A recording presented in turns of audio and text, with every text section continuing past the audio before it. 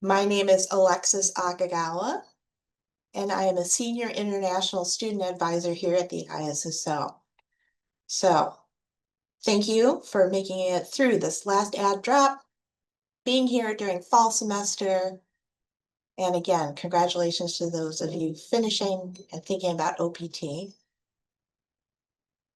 I'm here with many of my lovely colleagues from the ISSO, and we're all happy to have you join us and make time for this really important session today. I'm here with my colleague, Eben. Eben, do you want to introduce yourself? Of course. Hi, everyone. My name is Yibin Feng. I'm one of the international student advisors here at ISSO. And today I am going to be presenting with my colleague Alexis and share a lot of useful information with you about OPT. So I'll be in touch shortly. Thank you, Eben. Yes, he's going to join us later. But for those of you who are just joining now, this is for F1 students. If you are a J1 and thinking about work after graduation, if you go to the ISSO website under employment, there's something called academic training, and that is for you. But this is an OPT and PowerPoint for F1 students. Note, we are going to take your questions at the end. We're going to have time for Q&A. Eben and I are going to go back and forth, trying to get through as many as we can. But we are going to cover quite a bit during this webinar. So we're hoping that a lot of your questions will actually get answered during this presentation. This webinar is also recorded, so you'll be able to review it later. We do have an evergreen and last year's webinar already posted online, as well as a lot of our other resources, a date calculator, a Canvas course, lots of things that were made specifically for you as a Columbia student in F1. And please use that and make that bookmark. But right now, I think we're ready to go, right, Eben? Okay, so some of you want to work in the United States. You know that you want to stay, work for a US employer, and you're excited about graduating. Does this sound like you? It's your final semester. You're a bit stressed already about the job search and what's going on in your life, trying to prepare for your capstone, thinking about moving maybe to another state.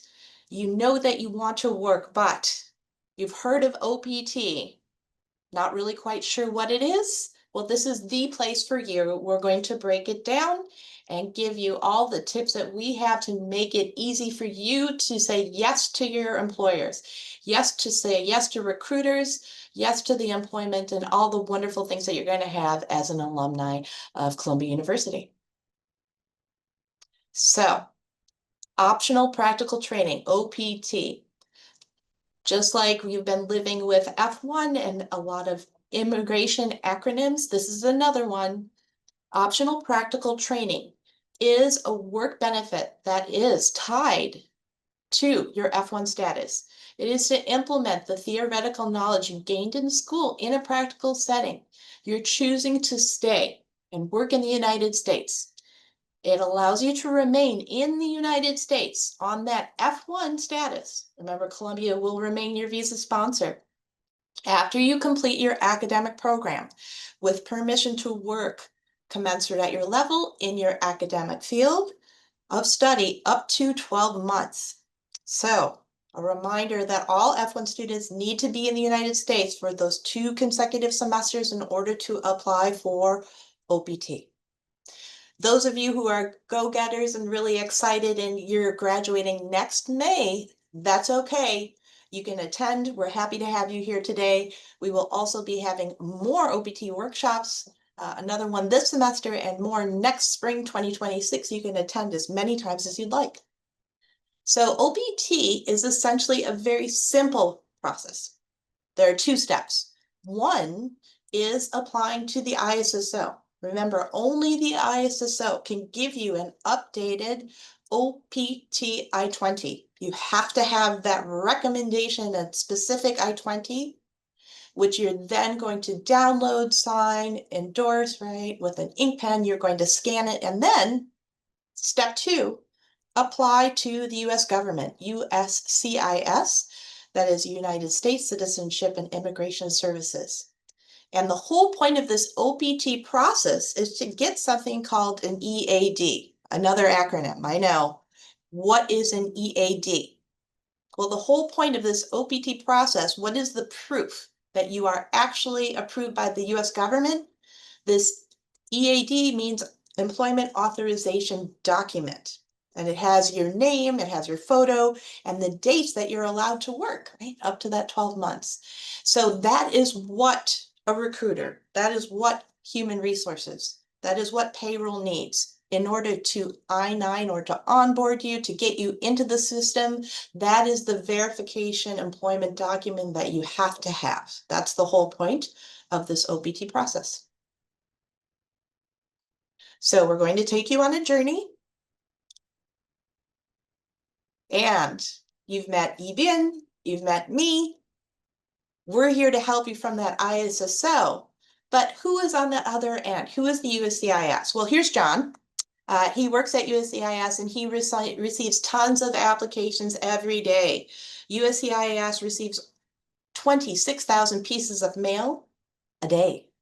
And he is a government worker. Of course, he has no connection to ISSO or Columbia University. But he is the one who will be processing your application, right? So here's you, which is so important, your OPT application, but it's one of many. And USCIS is a large government federal agency that processes over 1 million applications a year. So we don't want you to get lost in the sea. We want you to feel empowered and good about your application and for it to go smoothly with John, so that when John actually receives your paperwork and looks at your documents, that you are approved, no issue. So, to be fair, John cannot prioritize Columbia over another school. What is fair to the government is that OPT applications are processed exactly in the order in which they're received. And they can't take action or adjudicate. They can't make a judgment process and start working on that EAD card until you have those documents. But because there are so many students in the United States, over 1 million international students, it can take USCIS anywhere around 90 days or 3 months to work through the system in order for that whole application process to finish and to get that EAD card. So you're at the very beginning. Of course, we can't control the government. There are things that we can't control, but what can you do that's in your power? Well, again, John, and how long it really takes for the government, not up to us, and not up to the ISSO. Columbia cannot make the US government do anything, right? Can't control the job market.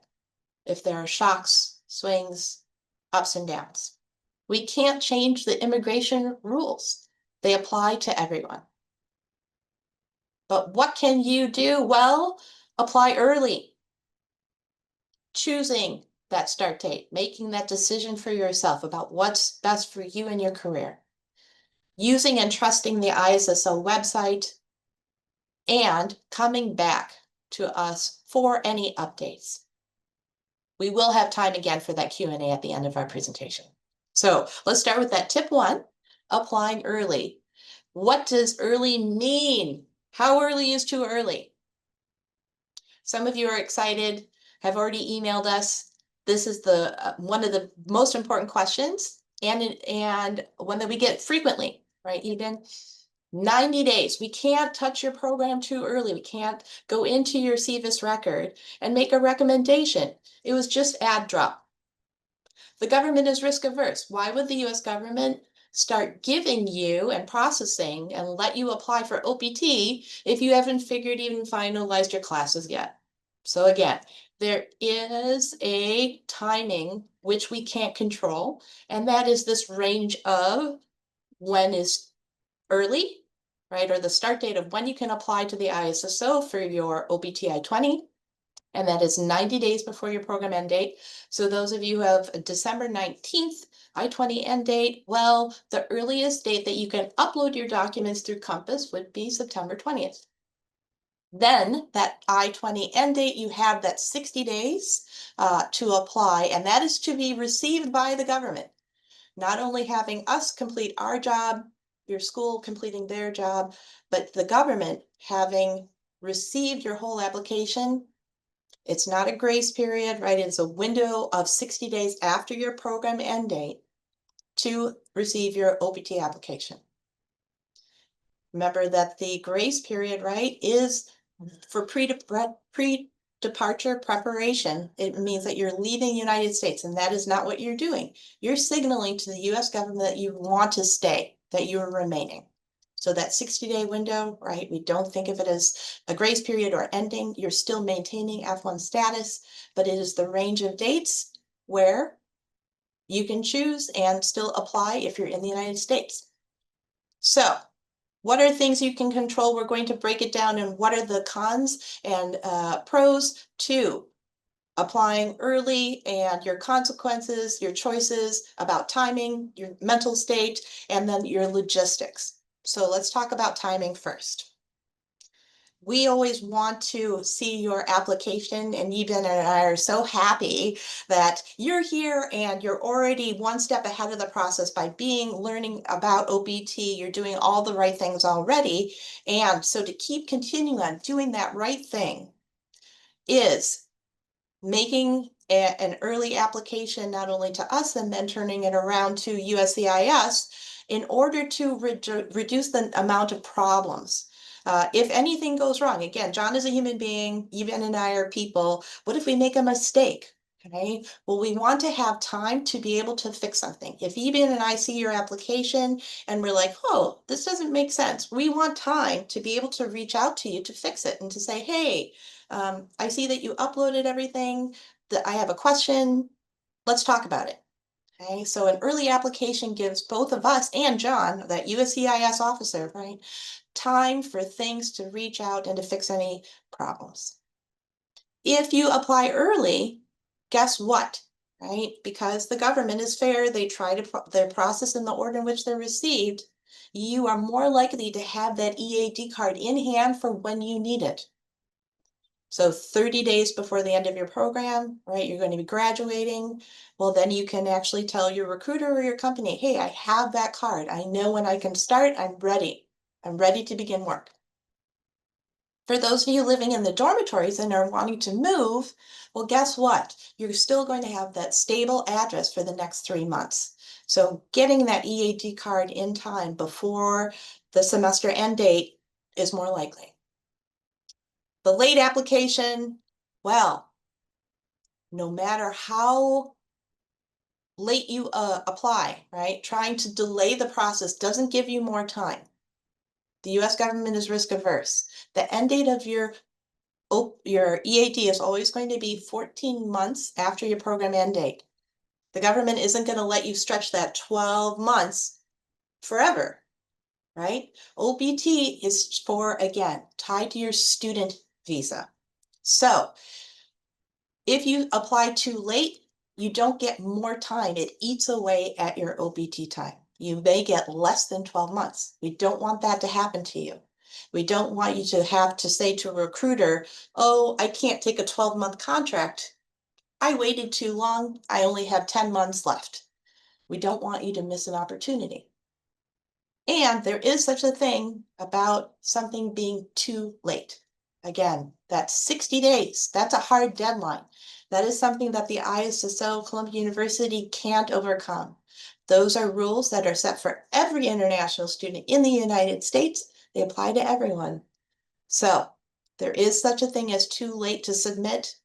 And there are things that if we can't, if it's too late, we can't help you fix it. So also, there's less control over when your OPT will start.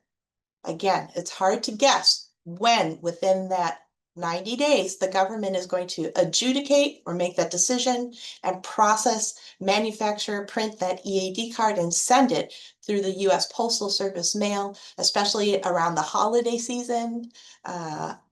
We want to have everything go as smoothly as possible. So again, apply early. The pros for that early application on your mindset. You're better able to focus on your academics. This is the culmination of your studies. This is your capstone. We know that there are papers that are and presentations super important. These may be projects that you want to shop around as examples to employers. If you do your OPT now, you get your EAD card, then you're done. That part of your immigration stress is solved. You can then concentrate on school. You'll have less anxiety over the OPT application and what's going on because it'll be resolved during finals time. And hopefully you have more time. If you don't have a job offer already, you can concentrate on that job search and tell that HR person, yes, I already applied, I'm on it, I'm prepared.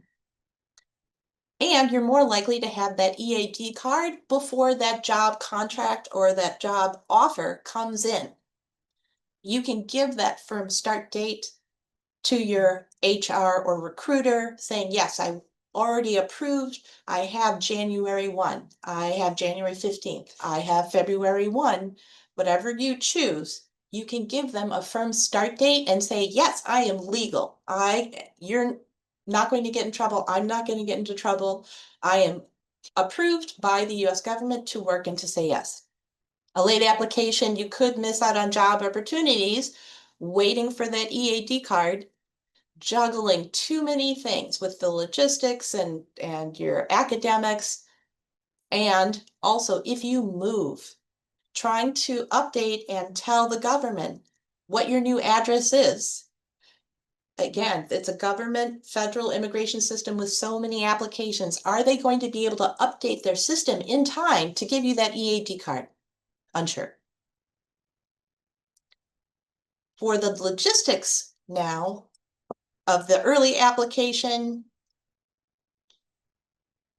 for the next slide, we don't want you to have to worry about that application status. Some of you really do want to spend time with friends and family. You've earned and deserve a break. You want to take a vacation. Some of you are moving to California or Texas or Iowa for a specific job. There's your dream job that you are trying to make work. We don't want you to have to worry again about the logistics of catching the card or trying to leave the United States and not have that EAD card in hand.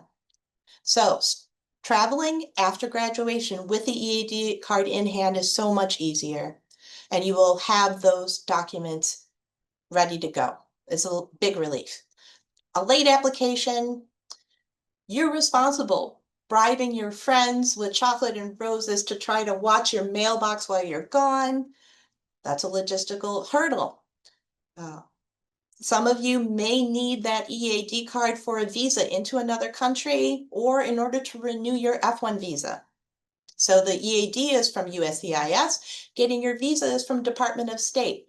Why would the Department of State give you more F-1 visa time if you don't have the EAD, if the other agency didn't say yes? So the likelihood, having all your documents proving, hey, you still have student non-immigrant intent will help. And travel takes more coordination. Again, who's going to catch the card, open the envelope, take the picture, and send it to you by an email or text while you're gone? Logistical hurdles.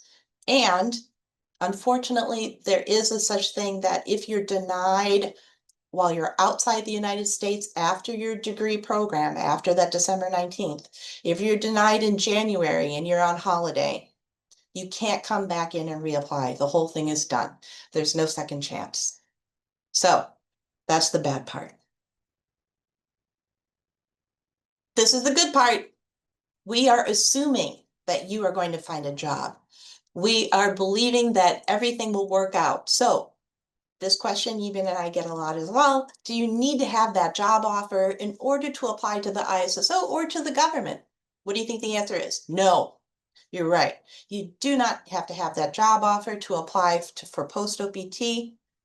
And even if you did have a job offer, whether it's a startup or a big company, doesn't matter. It does not speed up the application.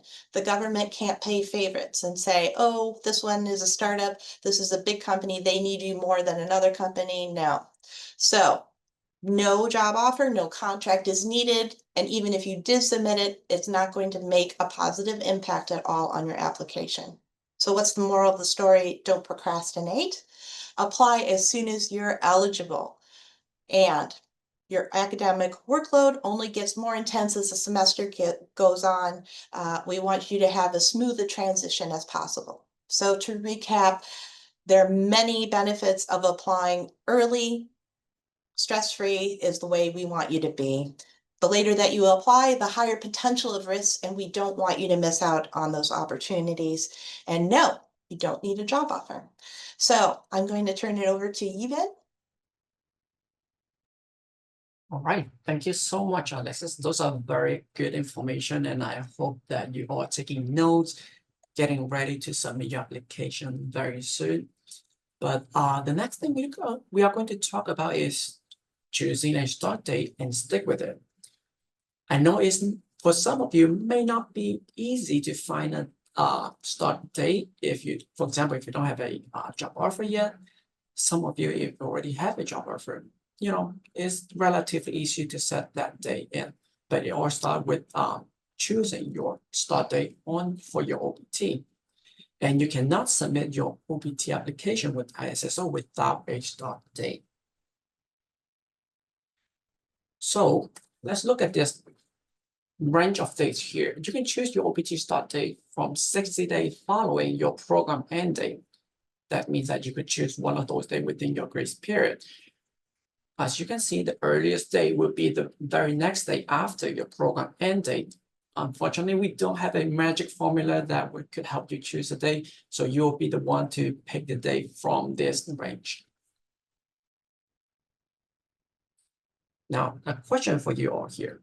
Can you change your start date after you submit your application to the USCIS? No. Once your application is submitted to USCIS, the date cannot be changed. We know it's not easy. It's not an easy decision to make, but we're all here to help. We know that you are going to put a lot of effort to understand and submit your application.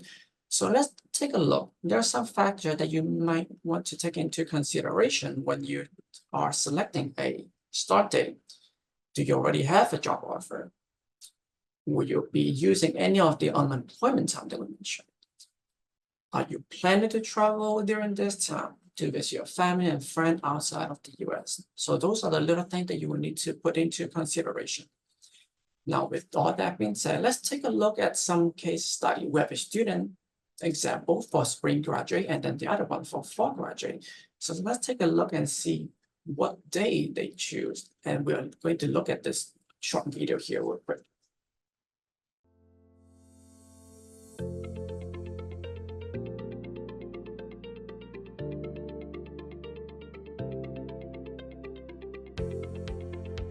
Hello! Thanks for joining us today at Ask the Alums. As an international student at Columbia, I know I'm not alone in feeling very stressed about applying for post-completion OPT, especially choosing the start date. I know I can choose a start date from any of the 60 days after my I-20 program end date, but it's so hard to know what's the right one to pick. If you have a job offer, it's easy. Your requested start date would be the day your employment begins. But for the rest of us, it's not so simple. It can take an average of 3 months for USCIS to process OPT applications, so we can't really wait until the last minute to make a decision. I've asked 2 alums who are now employed on OPT to give us some guidance. Tell us how you chose your OPT start date. Sure, so I was a May graduate, so I had to choose a start date between the middle of May and the middle of July. I didn't have an offer at the time of applying for OPT, and I was still looking for a job. I knew I didn't want to choose an early start date right after graduation because I was worried that the 90-day clock for unemployment would begin before I started work. What do you mean by the 90-day clock? Well, OPT regulations allow you to accrue a total of 90 days without employment throughout the entire period of your authorized OPT time. Days of unemployment start counting from the start date on your EAD card. Exactly right. So my first thought was to choose the latest possible start date in July to be on the safe side and to maximize the time I might need to find a job. Huh, that sounds like a good plan. I thought so too. I thought I could change my OPT start date if I found a job that started earlier, but when I checked with the ISSO, I learned that you can't change your OPT dates while your application is being processed. Bummer, that really locks you in. Yeah, not only that, I had to travel abroad in late June. Now, obviously you can't start a job and then immediately ask for time off, and I didn't want my time abroad to use up part of the 90 days of unemployment. Luckily, my F-1 visa was still unexpired, so I didn't need to go to an embassy or consulate to apply for a new one while I was abroad. So what day did you end up choosing? I finally chose the latest start date in July because of my travel plans and to allow more time for my job hunt. Awesome! How about you? How did you choose your start date? Of course, a lot of same factors apply to anyone applying for OPT, but my situation was a bit different because I finished my program at the end of the fall term, not in May. The program end date for December graduates is the last day of the fall term, not the day in February when they get their degrees. So my 60-day window for choosing an OPT start date began right before the winter holidays. Completing a program in December is a bit challenging because not many employers are going to hire anyone to start during the holidays. If I chose a very early start date, I probably start using up some of the 90 days of unemployment, so I didn't want to do that. Since it can take an average of 3 months or more for USCIS to process OPT applications, and there's no way to speed up a pending application, I knew it was important to apply for OPT as early as possible. So how early can we apply for OPT? Oh, I know. The earliest you can apply is 90 days before your program end date. Exactly. So I began my application in September even though I didn't have a firm offer of employment yet. So how did you make your choice? I was afraid that if I chose a late start date, I might miss out on an opportunity. If an employer wanted someone to begin earlier, I decided to choose a date somewhere in the middle of the 60 days. Before you start working, weekend days count toward the 90 days limit without employment. So I chose a Monday as my OPT start date, and I recommend you do the same. I'm happy to report it all worked out. Fantastic! Thank you both for sharing your experience. To summarize for our viewers, when you're choosing a post-completion OPT start date, you need to consider these factors: the time you need to find a job and the time it takes to get the EAD card in the mail, that you can't change your OPT dates nor can you expedite the processing time, the 90-day limit for unemployment, and any international travel plans. And remember, visit issso.columbia.edu for detailed information on the OPT application process. Thanks again, everyone!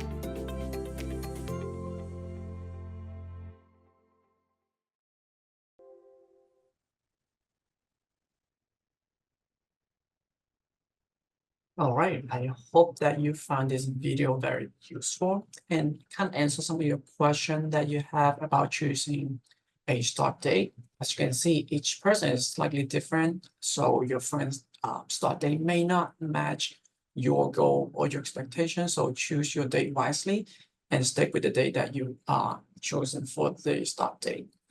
And consider the factor that we just mentioned earlier, how much time that you need to find a job. Are you planning to travel? And are you set to have the employment in the location that you're in? For example, are you moving to another places, etc.? Those are the things that you wanted to have in mind when you choose your start date.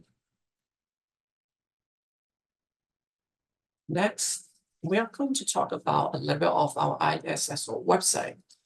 We've spent a lot of time and effort building this website, and we build this with you in mind. We have consulted with our content developer expert, so we have all those very helpful information on it, and we ask you that you trust the information on the website as we update them regularly. It's available for you to use, and it's most for mobile friendly. So let's meet with Lisa. This is not a case that we would like to talk to you about. So in your history class, Lisa is an F-1 international student from Canada. She told you that you don't need a valid visa when you travel to OPT, as long as you have your EAD card with you. Do you think we can trust Lisa on this? The answer is no. As we mentioned earlier, each student is different. So please go to our website, check on our reliable resources, look for update. It's available for you 24/7. Again, it's mobile friendly. So when you travel, make sure that you look up the information that we have on our website. It's going to be your best friend. And everything that you need is on our website. So let's take a quick look here on our website to see what's in there.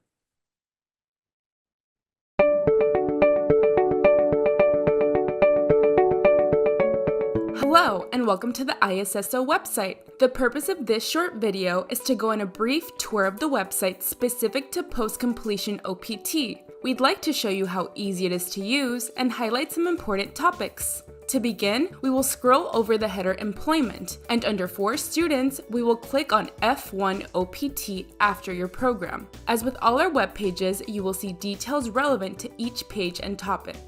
As we continue to scroll down, we'll see quick links indicating what is covered on the page, such as eligibility, important information to know before you apply, and an application process overview.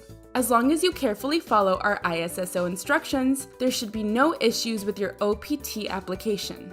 Here, you can see our OPT calculator, which you can use to figure out the range of dates you can choose from for your start and end date of OPT.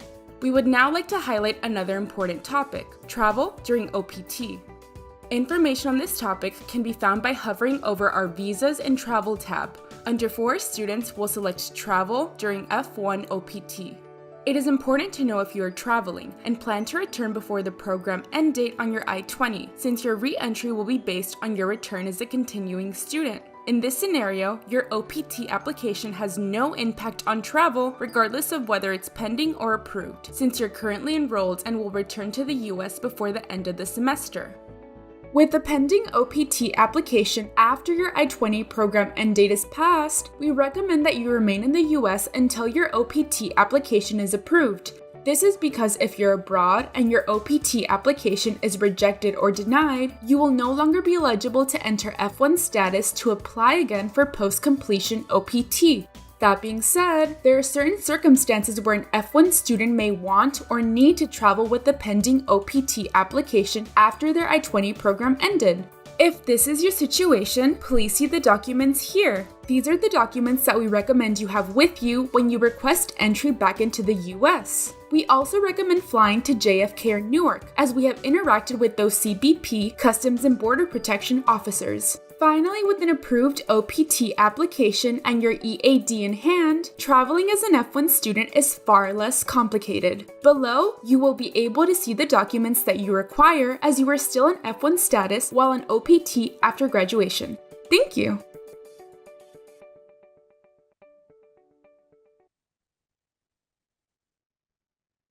Great, as you can see, we have some very useful resources on our website. Two things I wanted to highlight over here. One is that strongly recommend you to use the OPT calculator. It will give you a basic idea on what day you could start applying for OPT and when your period start, etc. The other one is if you find it, a little bit too much information for you to look at one by one, feel free to go on the top corner of the website, click on the search bar and type in the keyword that you're looking for. For example, travel on the OPT, and that would take you directly to the page that you need the information regarding travel during your OPT period. We have laid out different scenarios that you could look at and tell you what document that you should carry with you if you need to travel during the OPT time.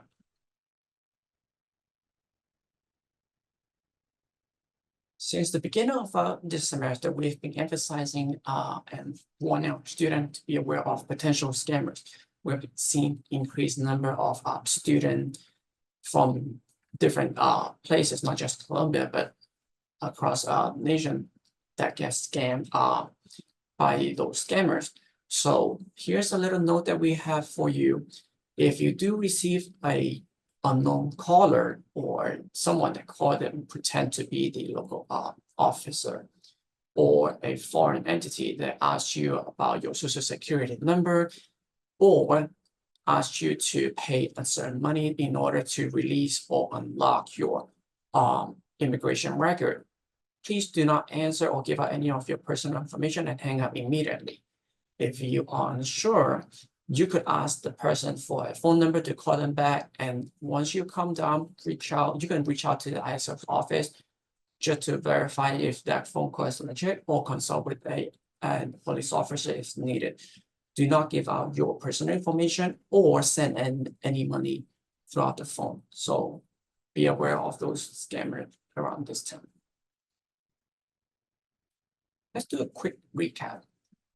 Again, the ISSO, we have great advisors and we have a wonderful website that you can use, and we ask you to trust our website when you are applying for your OPT. And if you need additional information or guidance, you can also make an appointment with us. We are here to help you throughout the process. I know it's not an easy decision to make, whether it's choosing a start date or when to submit your application, but we're all here to help you. Some reminder for you that for those of you who are graduating this semester, there is a OPT Campus course that we have online created with a lot of OPT related content for you to understand the OPT regulation better and how to submit a successful application. At the end of the course, please remember to enter your name on the certificate, save it because you will need it when you file your OPT application with the ISSO. And you are required to review your information on your OPT I-20. Review all information that is correct, including the request start date and end date. As we mentioned multiple times, once you have your I-20 and you submit your application with USCIS, your date cannot be changed. And you will see the OPT recommendation on page 2. The next thing that you wanted to remember is file your USCIS online application in a timely manner. You are required to submit your application within 30 days receiving your OPT recommended I-20. And the online application is the recommended way to file your I-765 application. It is cheaper than filing on paper, and it also gives you an update on your USCIS portal, so you know the estimate time that you may need. It's not always accurate, but if you send you update through your portal, so you can get that information a lot quicker than the other now. For those of you that need to process your OPT application very soon, that you might need to expedite the process, there is an optional premium processing service that you could use with USCIS. They would give you an update within 30 business days after they review your application. However, this optional services has a cost of $1,685. So, most of our students who file the OPT application in a timely manner did not use these services. However, each person have different needs. So if you need these services, you can get to know more by going to our website and the USCIS website to see how to file for premium processing services.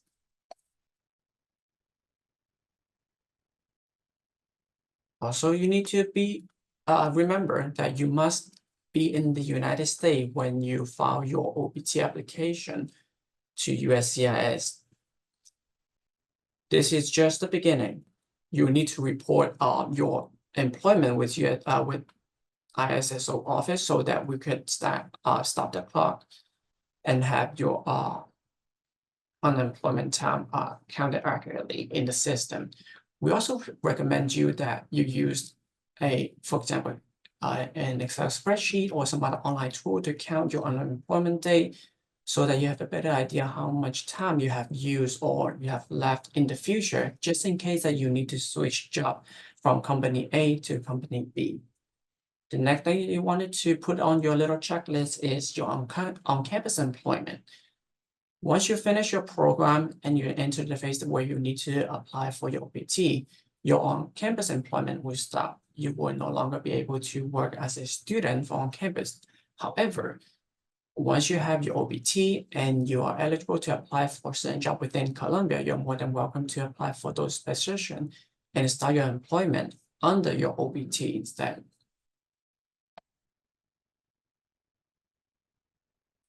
Well, now back to John. Remember, John works for USCIS, has no direct connection with the ISSO office. Unfortunately, I did not have a direct phone number or email of John that I could speed up your process. And just simply don't get lost in the sea of application, as your application is just one of the many applications that John received in a daily basis.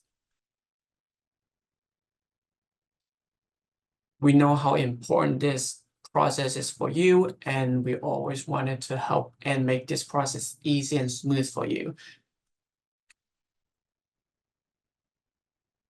So, as I mentioned earlier, this is just the beginning of your OPT period.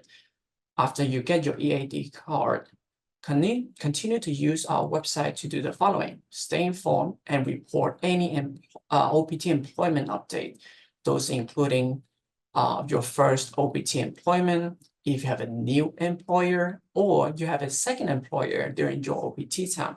All this information must be reported directly to the ISSO office via Canvas. You will file an e-form, we review and process it on your behalf. You will have access to your SEVP portal, but we would suggest that students use the portal just for information verification purposes. All the information will need to report it to us via an e-form. So here's the thing that you can control. We can just enough to ask our student to apply early, choose your start date wisely, and of course, use and trust the ISSO website, as we have wonderful resources that can help you throughout the process. Now you have the knowledge and the power to make this process easy. I hope you find this webinar helpful. And just a big thank you to you all to spending time here, talking, listening to us, learning a little bit more about OPT. Here's our contact information for students from the morning side. This is our email for CUIMC. And also, again, we have our website here. If you would like to follow up with more up-to-date information for events, etc., we also have our Instagram, Facebook, and X tag here that you could follow us on social media just to learn more about what's going on in the most recent time here in this semester.